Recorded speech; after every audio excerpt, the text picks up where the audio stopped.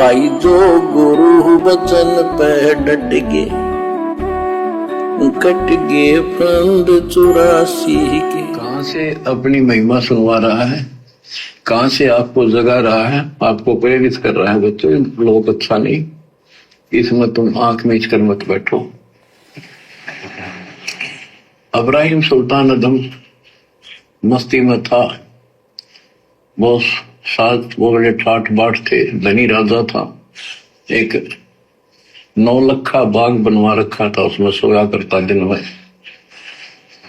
कोई दिक्कत नहीं थी उसको, वो सुख मान रहा था।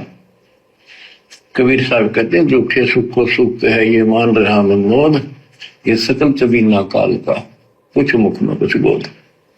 भाई और बहनों, शिक्षा ही शिक्षा है, शिक्षा ही शिक्षा। बहुत सारे भगत भाई बहन जिनके पास में 2 पैसे हैं, अच्छी नौकरी है, बढ़िया काम धंधा है, शानदार मकान बना लेंगे, टाइल मार्बल चिप्स लगा लेंगे। क्या टाइल मार्बल चिप्स के अलावा भगत रह नहीं सकता मकान में? वो तो एक डेकोरेशन हो गया, दिखावा हो गया, वो तो एक मान बढ़ाई हो गई। फिर उस मकान की दीवार पर कोई 20 प्रकार के गमले रखेंगे, किसी में तुलसी, किसी में कोई फूल वाला, किसी में कोई फूल, किसी में कोई पेड़, कोई पौधा। अरे क्या कह रहे हैं परमात्मा?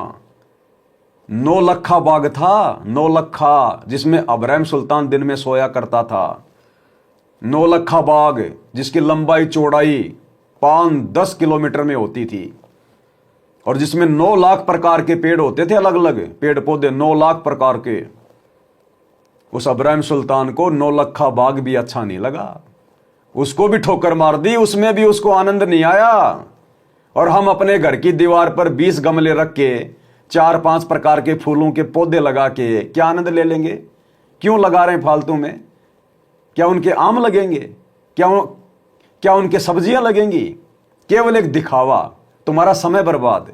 वो स्वतंत्र कर्म है। और कभी कोई गमला किसी बच्चे के ऊपर हवा से गिर गया तो फिर किसको दोष दोगे? स्वतंत्र कर्म था, खुद भोगो। क्यों अपना समय बर्बाद करें उनके अंदर वो डाल डाल के पानी रोजाना, कभी खाद, कभी उसमें कीड़ा लग गया, फिर हमारे को मानसिक टेंशन। तो ये भक्ति मार्ग में बकवादे हैं। शिक्षा लो, सत्संग शिक्षा के लिए दिए जाते हैं। इब्राहिम सुल्तान को तो 9 लखे बाग में भी आनंद नहीं आया, और तुम 20 प्रकार के गमले लगा के आनंद ले लोगे। आनंद लो भक्ति का। तो उस नरक से निकालना चाहा परमात्मा ने उसको, उनको पता था ये प्यारी आत्मा ये 4 दिन का की बकवाद है, 10 दिन की, 5, 10, 20 साल की, उसके बाद असंग जन्म कष्ट पाओगी। इसलिए उसको उस नरक से निकालना चाहे। और हम धन्य मांगे भगवान ते, तुम इतना मांगे आपको तो साईं इतना दीजिए जा में कुटुंब समावे, हम भी भूखे ना रहे, अतिथि ना भूखा जावे। गलती मत कर देना भाई और बहनों, हमने इतना भी नहीं मांगना है। ये तो परमात्मा हमें समझा रहे हैं भक्ति मार्ग पर आपने किस प्रकार से रहना है। अगर आपने कभी कभार इतना भी मांग लिया ना अपने गुरुजी से, तो भी हम फैल माने जाएंगे। अंतर्यामी है, आवश्यकता से पहले लाके रख देगा घर में, कारण चाहे कुछ भी बने, अगर भक्ति सही कर रहे हैं तो। रोजाना नित्य नियम में परमात्मा से मांगते ही तो हैं।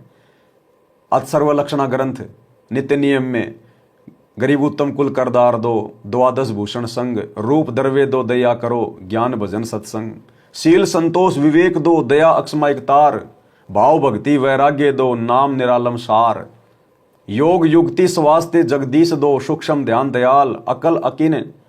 ये मांगते तो हम गुरुदेव से रोजाना। अगर ढंग से भक्ति करेंगे, नित्य नियम करेंगे, तो परमात्मा हमें किस चीज के भरोसे रहने देगा? और मांग कर तुम और परमात्मा से मांग कर तुम क्या मांग लोगे? क्या मांग सकते हो? एक मकान मांग लोगे, एक गाड़ी मांग लोगे, 2 प्लाट मांग लोगे, बस। अरे हमें तो वो वस्तु चाहिए जो परमात्मा हमारी भक्ति से खुश होकर हमें दे। हमें वो वस्तु चाहिए, वो वस्तु हमें आनंद देगी, हमें सुख देगी। और अपनी तरफ से की गई डिमांड भगत को कभी शांति नहीं दे सकती, कभी भी। तो हमने तो इतना भी नहीं मांगना। इतना तो परमात्मा हमें बिना मांगे दे रहा है, फिर मांगेंगे क्या? क्या आज आपको 2 टाइम की रोटी नहीं मिल रही? अगर आपके घर पे कोई भगत भाई आ जाते हैं, कोई रिश्तेदार आ जाता है, तो क्या उनको सुलाने के लिए, उनको खिलाने के लिए आपके घर पे व्यवस्था नहीं है क्या? आप कहोगे है। तो यही तो बता रहे हैं गुरुदेव कि मैं भी भूखा ना रहूं, साधु ना भूखा जाए। फिर और क्या मांगोगे आप इससे ज्यादा? तो हमने तो ये गलती भी नहीं करनी, नहीं तो सतगुरु को मानुष समझा जाएगा। फिर इसमें सब कुछ मांग लिया।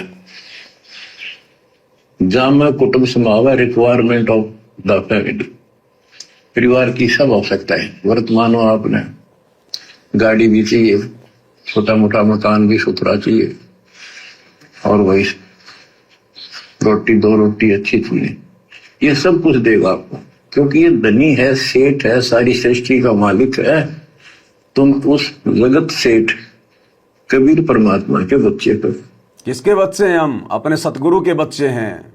सतगुरु कौन है? जगत सेठ कबीर परमात्मा। सेठों के सेठ, सावड़ सा सेठ, जगत सेठ। तो सेठ का बच्चा कभी अपने बाप से डिमांड करता है क्या? अरे बच्चे को जब आवश्यकता होती है, और जिसका पिता समर्थ है, धनी है, सेठ है, वो क्या उसे वस्तु लाके नहीं देता? उसके मांगने से पहले लाके दे देता है। और उसके तो घर में ऑलरेडी इतनी वस्तु होती है, उसको मांगने की जरूरत ही नहीं पड़ती। तो हमारा पिता तो जगत सेठ है, सावड़ सा सेठ है, सावरिया सेठ, जिसके मेले लगते हैं, जिसके मंदिर बने हुए हैं। अरे यही तो सतगुरु रामपाल जी भगवान है, वो सावरिया सेठ, सावड़ सा सेठ, जिसने द्वारिका में नरसिंह जी की हुंडी कैस की थी। ये है वो असली सावड़ सा सेठ, सावरिया सेठ, जगत सेठ। पहचानने की जरूरत है। तो सेठ के बच्चे कभी मांगा नहीं करते। सेठ के घर में तो सब कुछ होता है। यानी जिस भगत को भक्ति मिल गई, उसको सब कुछ मिल गया, सबसे बड़ा धन मिल गया दुनिया को। उससे ज्यादा फिर और क्या मांगेंगे हम? इस भक्ति से बढ़ के मांगने के लिए संसार में कुछ है नहीं। अगर कोई दुर्लभ धन, कोई दुर्लभ वस्तु दुनिया में है तो सत भक्ति, और वो हमें गुरुदेव ने बिना मांगे दे दी। अब और क्या मांगेंगे फिर हम? सोचने की बात है। यदि आप ठीक से चलोगे, माता पिता के अनुकूल चलोगे, तो क्या, जैसा भी कोई माँ बाप है अपने बच्चों को बहुत सुख देना चाहता है, आपसे दुखी रहेंगे, तो परमात्मा उस प्यारी आत्मा को निकालने के लिए सतलोक से चलकर आए। उस प्यारी आत्मा को निकालने के लिए सतलोक से चल के आया परमात्मा। आज कहां से चल के आए? सतलोक से। गरीब परपटन व परलोक हैं, जहां अदली सतगुरु सार, और भक्ति हेत से उतरे पाया हम दीदार। हम रोज नित्य नियम में सबसे पहले पढ़ते हैं ना, भक्ति हेत से उतरे पाया हम दीदार। हम आरती कर रहे हैं ना, हमने दीदार पाया ना। किसका? अपने गुरुदेव का। तो कहां से आए गुरुदेव? परपटन से, दूसरे लोक से। गरीब परपटन व परलोक, जहां अदली सतगुरु सार, और भक्ति हेत से उतरे संत रामपाल जी के रूप में, और पाया हम दीदार। अगर हमने दीदार नहीं पाए तो फिर क्यों नित्य नियम कर रहे हैं? हमने दीदार कर लिए हमारी आंखों के सामने, इसलिए तो कह रहे हैं कि पाया हम दीदार। तो गुरुदेव कहां से चल के आए? सतलोक से। सतलोक से कौन आता है? कबीर भाई जो गुरु बचन पे डट गे, कट गे फंद 84 के, कट गे फंद 84 के, कट गे फंद 84 के। भाई जो गुरु बचन पे डट गे, कट गे फंद 84 के, कट गे फंद 84 के, कट गे फंद 84 के। भाई जो गुरु बचन पे डट गे,